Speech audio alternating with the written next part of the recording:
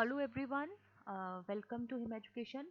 आज हम डिस्कस करेंगे मल्टीपल चॉइस क्वेश्चंस जो भी बेस्ड हैं क्लास 9 एनसीईआरटी साइंस चैप्टर 1 पे, मैटर इन आवर सराउंडिंग। इसकी एक्सप्लेनेशन हमने चैप्टर की कर ली है। आज हम इसके मल्टीपल चॉइस क्वेश्चन जो है वो डिस्कस करते हैं। तो आइए शुरू करते हैं।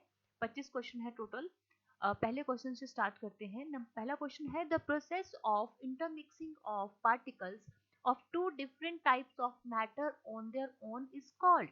कि मतलब दो अलग अलग तरह के मैटर हैं, अलग अलग तरह के मैटर हैं, जब उनके पार्टिकल्स आपस में मिक्स होते हैं, इंटरमिक्स होते हैं अपने आप तो उसको क्या कहा जाता है? इवेपोरेशन, डिफ्यूजन, कंडेंसेशन या फिर सब्लिमेशन, उसको कहा जाता है diffusion. Diffusion is called the intermixing of particle of two different types of matter. Next है on increasing the temperature the kinetic energy increases, decreases, remains same या फिर none of the above. Increases, आपने याद रखना है कि कैसे ये चीजें इंटरकनेक्टेड हैं। टेम्परेचर इंक्रीज करेंगे तो क्या होगा? काइनेटिक एनर्जी इंक्रीज करेगी। काइनेटिक एनर्जी इंक्रीज करने से इंटरमिक्सिंग इंक्रीज होगी, मतलब जो डिफ्यूजन है वो क्या होगी? इंक्रीज होगी। डायरेक्टली प्रोपोर्शन है ये सारे ही। नेक्स्ट है question number 3, which of the following is characteristics of particle of matter. Characteristics मतलब कौन सी एक पार्टिकल, मैटर के पार्टिकल्स की एक विशेषता है। पहला है particles of matter have space between them, particles of matter are moving continuously, particles of matter attract each other या फिर ऑल ऑफ द अबव। सही आंसर है डी, क्योंकि ये तीनों ही क्या है? कैरेक्टरिस्टिक्स हैं पार्टिकल्स की। पार्टिकल के बीच में स्पेस भी होता है, तभी तो दूसरे मैटर के पार्टिकल आपस में आके उससे मिक्स होते हैं और उस स्पेस को लेते हैं और कॉन्टिन्यूसली मूव कर रहे हैं। मूव करेंगे तभी तो वो इंटरमिक्स हो रहे हैं, तभी तो उनकी काइनेटिक एनर्जी सॉरी स्टेट जो है वो चेंज हो रही है। और तीसरा है हमारे पास particles of matter attract each other, एक दूसरे को अट्रैक्ट करते हैं, तभी तो उनके बीच की जो फोर्स ऑफ अट्रैक्शन है वो कम या फिर ज्यादा होती है। नंबर है question number 4, Bose-Einstein condensate is formed by cooling a gas of Bose-Einstein state, जो फिफ्थ स्टेट जो कही गई है उसमें एक गैस की कूलिंग की जाती है, तो वो गैस क्या होती है? लो डेंसिटी की होती है, हाई डेंसिटी की, या काइनेटिक एनर्जी हाई होती है या फिर काइनेटिक एनर्जी लो होती है? तो सही आंसर है ऑप्शन ए, लो डेंसिटी। जितनी एयर की डेंसिटी होती है उससे 1000 गुना कम इतनी डेंसिटी जो है एक गैस की जाती है Bose-Einstein condensate state में। नेक्स्ट है question number 5, which of the following states of matter has property of distinct boundaries, मतलब अलग अलग बाउंड्रीज हैं। फिक्स्ड वॉल्यूम, वॉल्यूम फिक्स है जो चेंज नहीं होने वाली। नेग्लिजिबल कंप्रेसिबिलिटी, मतलब कंप्रेसिबिलिटी ऑलमोस्ट जीरो है। एंड रिजिडिटी, रिजिड मतलब जिसकी शेप को चेंज नहीं किया जा सकता। ये सारी प्रॉपर्टीज किसकी होती हैं? सॉलिड्स की होती हैं। ये सारी प्रॉपर्टीज सॉलिड्स की होती हैं। अगर लिक्विड्स की बात की जाए, वॉल्यूम उनकी फिक्स होती है पर उनकी शेप फिक्स नहीं होती। कंप्रेस उनको किया जा सकता है या नहीं? बहुत कम ऐसा चांस है कि उनको कंप्रेस किया जा सकता है।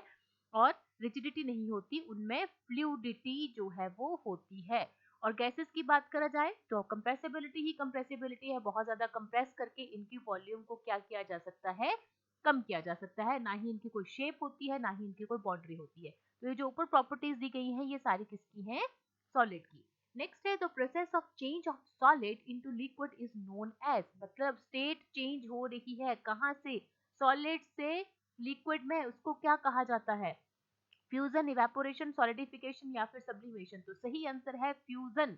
याद रखना है, कंफ्यूज नहीं होना है। सॉलिड से लिक्विड में जा रहे हैं तो फ्यूजन होता है, ठीक है। और लिक्विड से जब गैस में जाते हैं तो वेपोराइजेशन होता है, ठीक है।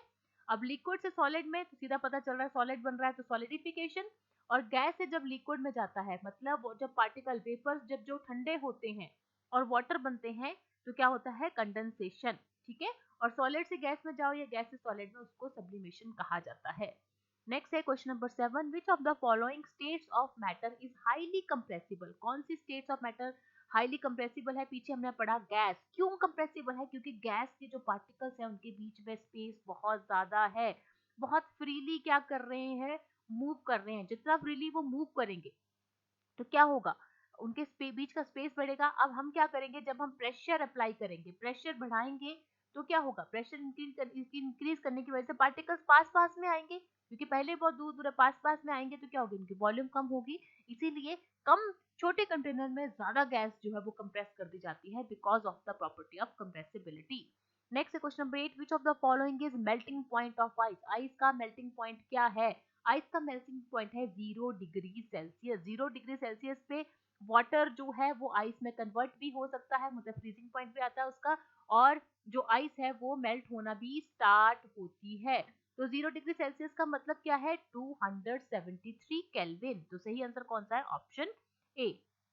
नेक्स्ट है question number 9, the temperature at which a solid melts to become liquid at atmospheric pressure is known as, ऐसा टेम्परेचर जहां पे सॉलिड जो है वो लिक्विड में बदलता है, मेल्ट होना शुरू होता है, उसको क्या कहते हैं, उसको मेल्टिंग पॉइंट कहते हैं। और what is the melting point of water, 0 degree Celsius या फिर 273 केल्विन। नेक्स्ट है which of the amount of heat energy that is required to change 1 kg of solid, मतलब 1 किलोग्राम सॉलिड को लिक्विड में हमने कन्वर्ट करना है एट एटमॉस्फेरिक प्रेशर, उतनी एनर्जी को क्या कहा जाता है, ठीक है। अब एटमॉस्फेरिक प्रेशर मतलब हम एक्स्ट्रा कोई प्रेशर अप्लाई नहीं कर रहे हैं, एटमॉस्फेयर का जो प्रेशर लगता है बस उसी प्रेशर पे हमें 1 kg सॉलिड को लिक्विड में चेंज करना है, तो कितनी अमाउंट ऑफ हीट चाहिए, उसको क्या कहा जाता है।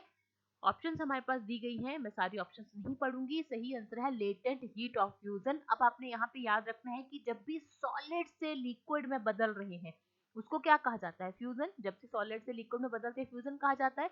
तो वहां पे जो हिडन हीट होगी, जो सॉलिड और लिक्विड के पार्टिकल्स गेन कर लेते हैं, उसको कहा जाता है लेटेंट हीट ऑफ फ्यूजन। और जब भी लिक्विड से गैस में बदल रहे हैं उसको कहा जाता है वेपर्स, मतलब लिक्विड से गैस में बदलना, मतलब पानी जो है वाटर वेपर्स जो है वो गैसेस में बदल जाते हैं, तो उसको कहा जाता है लेटेंट हीट ऑफ वेपोराइजेशन। मतलब लिक्विड और गैस, मतलब जो पानी उबल रहा है और जो वेपर्स बन रहे हैं वो पार्टिकल्स क्या करते हैं, लेटेंट हीट जो है वो अब्सॉर्ब कर लेते हैं, that is called latent heat of vaporisation. Next है question number 11, the colour of vapours formed on sublimation of iodine solid is, ये क्वेश्चन मैं आपको दे रही हूँ एज ए होमवर्क, मैं थोड़ा सा आपको गाइड कर देती हूँ। सब्लिमेशन क्या होता है, मतलब सब्लिमेशन सॉलिड से सीधा वही गैसेस में बन जाओ, हमें लिक्विड में नहीं जाना है, या फिर गैसेस से सीधा सॉलिड में बन जाओ, हमें लिक्विड में नहीं जाना है, डायरेक्ट जब स्टेट चेंज होती है उसको क्या कहा जाता है, सब्लिमेशन। तो जो आयोडीन है, आयोडीन को जब सॉलिड फॉर्म में लिया जाता है, ठीक है, टेम्परेचर थोड़ा सा दिया तो क्या होगा, सब्लिमेशन होगी, मतलब सीधा गैसेस में बदल जाएगा। तो जो वेपर्स बनते हैं वो कौन से कलर के बनते हैं, ये आप मुझे कमेंट बॉक्स में बताओगे। नेक्स्ट है question number 12, what is sublimation, सीधा ही हमने कहा, सारे नहीं पढ़ूंगी मैं। सब्लिमेशन, सॉलिड से भी या तो गैस में चले जाओ या फिर गैस से सॉलिड में चले जाओ, that is called sublimation without coming into the intermediate state, मतलब लिक्विड स्टेट में आए बिना। तो सही ऑप्शन है A, change of state directly from solid to gas without changing to liquid state is called sublimation. Next है question number 13, which of the following is dry ice, कौन सी ड्राई आइस किसको कहा जाता है, तो सॉलिड कार्बन डाइऑक्साइड को dry ice कहा जाता है, क्योंकि कार्बन डाइऑक्साइड को क्या किया जाता है, कंप्रेस किया जाता है। कंप्रेस कैसे करेंगे, हम क्या करेंगे, प्रेशर बढ़ा देंगे और टेम्परेचर कम कर देंगे, मतलब हम ठंडा करेंगे और प्रेशर बढ़ा देंगे, मतलब कंप्रेस करेंगे, तो इसको जो है ज्यादा कार्बन डाइऑक्साइड को एक सिलेंडर में क्या किया जाता है, फिल कर दिया जाता है। अब मान लो मैं प्रेशर फिर से कम कर देती हूँ, टेम्परेचर को बढ़ाना शुरू कर देती हूँ, जैसे ही कंटेनर से बाहर आएगी ये क्या बन जाएगी, सीधा गैस बन जाएगी। पर जैसे ही हमने इसको कंप्रेस किया था क्या बन गई थी, ये एक तरह से आइस की तरह बन गई थी, जिसको सॉलिड आइस भी कहा जाता है या ड्राई आइस भी कहा जाता है, वो कौन है, carbon dioxide. Next question number 14, how can we liquefy gas, gas को हम लिक्विड में कैसे बना सकते हैं। सीधा सा फंडा है, प्रेशर को बढ़ाना है, टेम्परेचर को कम करना है, ठीक है। जैसे वाटर साइकिल आपको पता है, जैसे वाटर वेपर ऊपर जाते हैं, ऊपर टेम्परेचर कम होता है तो वाटर वेपर ठंडे हो जाते हैं, कंडेंस हो जाते हैं और भारी होके नीचे प्रेसिपिटेशन के रूप में गिरते हैं, जैसे पानी या फिर स्नो गिरता है, ठीक है। तो क्या होता है, टेम्परेचर जो है वो कम हो जाता है और ऊपर एयर प्रेशर क्या होता है, बढ़ जाता है। तो किसी भी गैस को लिक्विफाई करना है तो सीधा कर दो, प्रेशर बढ़ा दो, टेम्परेचर कम कर दो, ठीक है। तो by applying pressure and reducing temperature is the right answer. Question number 15, rate of evaporation increases with, rate of evaporation क्या होता है, evaporation में भी वेपर्स ही बनते हैं, पर इसमें हम जो है एक्स्ट्रा कोई हीट अप्लाई नहीं कर रहे हैं, जो एनवायरनमेंट की हीट है अपने आप जो है, मतलब इवेपोरेशन में अब एक चीज ध्यान देने वाली है कि वाटर जब इवेपोरेट होता है तो बिना बॉइलिंग पॉइंट आए जब वाटर वेपर्स में बदल जाता है तो उसको इवेपोरेशन कहते हैं। पर अगर वाटर का बॉइलिंग पॉइंट आए और वेपर बने तो उसको वेपोराइजेशन कहते हैं। आपको इनका मतलब, इनके बीच का डिफरेंस पता होना चाहिए इवेपोरेशन और वेपोराइजेशन में। वेपोराइजेशन में बॉइलिंग पॉइंट आता है, वेपोरेशन में बॉइलिंग पॉइंट नहीं आता है, ये प्रोसेस अपने आप हो जाता है। तो इवेपोरेशन कब इंक्रीज होती है? इंक्रीज इन सरफेस एरिया, अगर हम सरफेस एरिया बढ़ा दें, इंक्रीज ऑफ टेम्परेचर अगर हम टेम्परेचर इंक्रीज कर दें, या फिर डिक्रीज इन ह्यूमिडिटी अगर हम ह्यूमिडिटी कम कर दें। तो क्या आंसर है? ऑप्शन है डी सभी। कैसे हैं? अगर हम मान लो एक थाली में हमने पानी रखा है और एक गिलास में पानी रखा है धूप में, ठीक है, तो ज्यादा जल्दी कौन सा पानी वेपोरेट होगा? ऑब्वियसली थाली में रखा है क्योंकि सरफेस एरिया बढ़ा दिया हमने, ठीक है। दूसरा है increase of temperature, temperature increase करेंगे, मतलब एक दिन सनी डे है और एक दिन बादल जो है क्लाउड्स आए हुए हैं, तो किस दिन इवेपोरेशन ज्यादा होगी? जिस दिन सनी डे होगा, ठीक है। तीसरा है डिक्रीज इन ह्यूमिडिटी, क्योंकि हमारा जो एटमॉस्फेयर है उसमें भी एक लिमिट होती है कि भाई एक लिमिट तक ही वाटर वेपर जो है उसमें एग्जिस्ट कर सकते हैं। ह्यूमिडिटी है मतलब ऑलरेडी हमारे अगर आसपास बहुत सारे वाटर वेपर हैं तो इवेपोरेशन कम होगी, क्योंकि जो नए इवेपोरेट हो रहे हैं वेपर्स जो बन रहे हैं उनको जगह नहीं मिलेगी, तो जितनी कम ह्यूमिडिटी होगी उतनी ज्यादा इवेपोरेशन होगी, ठीक है। एक और फैक्टर है विंड स्पीड की, मतलब अगर ज्यादा हवा चलती है तो क्या करेगी? वो वाटर वेपर्स को अपने साथ ले जाएगी तो और जगह बनती जाएगी नई इवेपोरेशन के लिए। तो विंड स्पीड के ऊपर भी ये डिपेंड करता है। तो ऑप्शन है option D, all of the above. Next है question number 16, which of the following state of matter consist of super energetic and super excited particle in the form of ionized gas? Ionized gas मतलब charge particles आगे, charge particles आगे, ठीक है। तो कौन सी state में होते हैं एनर्जेटिक पार्टिकल्स? प्लाज्मा स्टेट में, fourth state of matter that is plasma state. Next है हमारे पास 17, the quantity of matter present in an object is called? किसी भी ऑब्जेक्ट में जो उसकी क्वांटिटी होती है उसको क्या कहा जाता है? मास कहा जाता है, ठीक है। Mass is the quantity of matter present in an object. Next है question number 8. During summer, water kept in an earthen pot becomes cool because of the phenomena of. Summers में जो हम घड़ा होता है हम उसमें पानी रखते हैं, पानी ठंडा हो जाता है, क्यों होता है? किसकी वजह से होता है? इवेपोरेशन की वजह से। क्यों होता है? इवेपोरेशन का मतलब है, इवेपोरेशन जहाँ पे आ गया मतलब कूलिंग इफेक्ट। कैसे होता है? मान लीजिए घड़े में हमने पानी डाला है, इसमें छोटे छोटे पोर्स होते हैं घड़े में, ठीक है। तो क्या होता है, जो पानी होता है वो इवेपोरेट होना शुरू होता है। इवेपोरेट होगा तो इवेपोरेट होने के लिए क्या करना पड़ेगा? उसको उड़ के जाना है भाई, गैस बन जाना है। इवेपोरेट मतलब वेपर्स बनने हैं, तो उसको पार्टिकल्स को कुछ एनर्जी चाहिए, तभी वो भाई अपने जो फोर्स ऑफ अट्रैक्शन है उसको तोड़ेंगे और उड़ जाएंगे, वेपर्स बन जाएंगे, ठीक है। अब तो उनको एनर्जी चाहिए, कहाँ से आएगी? तो वो जो जिन पार्टिकल से वो एनर्जी लेते हैं और खुद जो है वेपर बन के चले जाते हैं, तो जिनसे वो एनर्जी लेते हैं वो क्या करते हैं? एनर्जी लूज करते हैं। अब मैंने कुछ दिया तो मैंने लूज किया, जिसने लिया वो तो लेके उड़ गया, तो इसने लूज किया, तो जो एनर्जी लूज करते हैं तो क्या होता है? कूलिंग इफेक्ट होता है। हमेशा याद रखना, इवेपोरेशन की वजह से कूलिंग इफेक्ट होता है, क्योंकि पार्टिकल्स जो इवेपोरेट हो जाते हैं वो अपनी सराउंडिंग से एनर्जी लेते हैं। सराउंडिंग में जब पार्टिकल्स लूज करते हैं एनर्जी तो वो कूलिंग इफेक्ट करते हैं। क्वेश्चन नंबर 19 है हमारे पास। अब ऑन कन्वर्टिंग 25 डिग्री, हमें क्या करना है? इनको कन्वर्ट करना है किसमें? केल्विन में। तो सीधा क्या करना है? 273 273 273 हमने प्लस कर देना है। जब इनको प्लस करेंगे ऑप्शन ए आएगी। हमेशा याद रखना, केल्विन से अगर डिग्री सेल्सियस में जाना है तो हम -273 मतलब 273 माइनस कर देंगे केल्विन में से, है ना। और अगर हमने डिग्री सेल्सियस से केल्विन में जाना है तो हम 273 प्लस कर देंगे। जैसे यहाँ पे डिग्री सेल्सियस है, केल्विन बनाना है तो 273 हमने प्लस कर दिया। पर अगर मान लो मेरे पास 153 डिग्री सेल्सियस दिया है, हमें केल्विन बनाना है, तो मैं क्या करूंगी? इसको इसमें 273 प्लस करूंगी, जो आएगा वो केल्विन में आएगा। नेक्स्ट है the boiling point of water at sea level is. Boiling point क्या होता है वाटर का? बॉइलिंग पॉइंट होता है 100 डिग्री सेल्सियस, पर मेरे पास तो यहाँ दिया ही नहीं है 100 डिग्री सेल्सियस, तो 0 degree Celsius is equal to 273 kelvin, ठीक है। और 100 डिग्री सेल्सियस क्या होगा? 273 प्लस 100 मतलब 0, ये 273 0 degree plus 100 degree, 100 degree Celsius ही रहा तो प्लस किया 373 केल्विन। तो सही आंसर है option C. Next is question number 21. The liquid which has the highest rate of evaporation is? कौन सा लिक्विड ऐसा है जिसकी रेट ऑफ इवेपोरेशन बहुत ज्यादा है? नेल पॉलिश, क्योंकि इसके जो पार्टिकल्स होते हैं उनके बीच की जो इंटरमॉलिक्यूलर फोर्स होती है वो वीक होती है, इसलिए पार्टिकल्स उस फोर्स को तोड़ के जो है वो उड़ जाते हैं, इवेपोरेट हो जाते हैं, इसलिए रेट ऑफ इवेपोरेशन इसमें सबसे ज्यादा होता है। Question number 22, which of the following phenomenon always results in the cooling effect. हमेशा कूलिंग इफेक्ट भी इवेपोरेशन में होता है। फिर से रिपीट करूंगी, इवेपोरेशन मतलब वेपर्स बन जाना।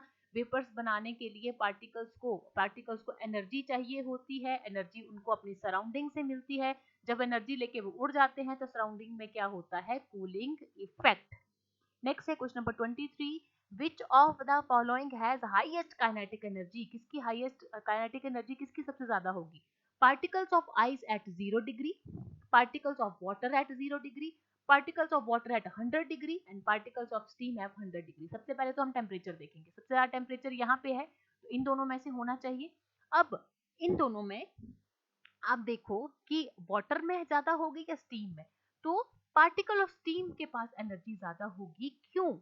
अब ध्यान से सुनना, जब वाटर बॉयल होना शुरू हुआ तो जो वाटर पार्टिकल्स हैं उनको एनर्जी क्यों चाहिए? ताकि वो वेपर्स बन सके, और जो ऑलरेडी वेपर्स बन चुके हैं, देखिए हीट एनर्जी ये भी अब्सॉर्ब कर रहे हैं जो वाटर पार्टिकल हैं, है ना, और ये गैसेस पार्टिकल हैं, ठीक है। वेपर्स बन रहे हैं, कुछ पानी बॉयल हो रहा है, कुछ वेपर्स बन गए, पर जो 100 डिग्री सेल्सियस जो है वो यहाँ पे आ चुका है। अब हमें पता है कि जब बॉइलिंग होती है तो 100 डिग्री के बाद जो है टेम्परेचर शो नहीं होता थर्मामीटर पे, तो कहाँ जाती है सारी हीट जो है वो पार्टिकल्स ऑफ वाटर और स्टीम क्या कर लेते हैं, एब्जॉर्ब कर लेते हैं, जिसको लेटेंट हीट कहा जाता है। और ये कौन सी लेटेंट हीट होगी? वेपोराइजेशन, क्योंकि यहाँ पे जो है लिक्विड से गैस में कन्वर्ट हो रहा है। अगर सॉलिड से लिक्विड में होता तो लेटेंट हीट ऑफ फ्यूजन होना था, ये है लेटेंट हीट ऑफ वेपोराइजेशन। तो लेटेंट हीट मतलब हिडन हीट होती है वाटर के पास भी और इनके पास भी, पर वाटर की जो है पार्टिकल्स वो हिडन हीट किस लिए यूज कर लेते हैं? वेपर्स बनने के लिए। पर ऑलरेडी वेपर बन चुके हैं, उनके पास जब ज्यादा हो जाती है, ठीक है, तो वो तो ऑलरेडी वेपर बन चुके हैं, तो उनके पास जो है ज्यादा एनर्जी जो है वो आ जाती है। तो particles of steam eight 100 degree जो है उनके पास ज्यादा काइनेटिक एनर्जी होगी, इसलिए स्टीम जो है वो ज्यादा हर्ट करती है। जब हमें कहीं स्टीम से सेक लग जाए तो बॉइलिंग वाटर से हम इतना नहीं जलते जितना हम स्टीम से जल जाते हैं। क्वेश्चन नंबर 24 है, विच, तो आंसर इसका डी है 24, विच of the following does not affect rate of evaporation. कौन सा इवेपोरेशन को अफेक्ट नहीं करता? विंड स्पीड, मैंने बताया था करता है क्योंकि ये ह्यूमिडिटी को कम करती है। सरफेस एरिया बिल्कुल करता है, जितना ज्यादा सरफेस एरिया होगा उतना ज्यादा इवेपोरेशन होगी। टेम्परेचर भी करता है, जितना ज्यादा टेम्परेचर होगा उतनी ज्यादा इवेपोरेशन होगी। इनसॉल्युबल हैवी इंप्योरिटी से ये इफेक्ट नहीं करता, ठीक है। सॉरी, कहाँ गया? यस, क्वेश्चन जो ऑप्शन डी है वो सही है कि ये अफेक्ट नहीं करता। आगे है question number 25, as of 1990 scientist have proved the existence of how many states of matter. कितनी स्टेट्स ऑफ मैटर बताई थी? 5 स्टेट्स ऑफ मैटर। कौन कौन सी? सॉलिड, लिक्विड, गैसेस, प्लाज्मा और बोज आइंस्टाइन कंडेंसेट, ठीक है, तो याद रखना है। तो ये थे 25 क्वेश्चंस। आई होप ये क्वेश्चंस आपको सही लगे होंगे और एक्सप्लेनेशन भी आपको अच्छी लगी होगी। अगर कोई डाउट हो तो आप कमेंट बॉक्स में मुझसे पूछ सकते हैं, और चैनल को प्लीज सब्सक्राइब कीजिए, लाइक कीजिए और शेयर कीजिए। Thank you so much.